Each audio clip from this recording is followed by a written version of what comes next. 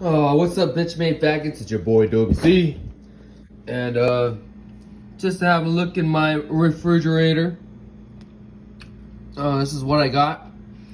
Topic is best barbecue sauce. I don't give a shit. I mean, I would get Sweet Baby Ray's, but I got the Signature Select. But I like Sweet Baby Ray's.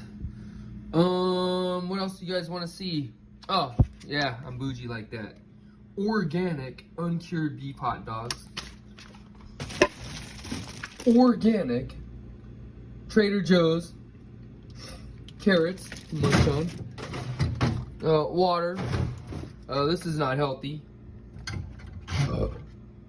This is from my roommate's stuff. Remember her? Well, and then organic Pete and Jerry's eggs.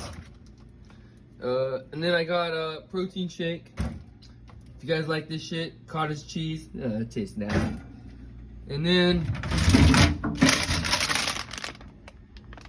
bunch of fucking potatoes. I don't eat out much, but when I do, oh, what's this? What the fuck is in here? Ooh. What is this? I think you put this on your butthole. So that's for my hemorrhoids. I think it is. I'll have to look it up. Alright, peace out.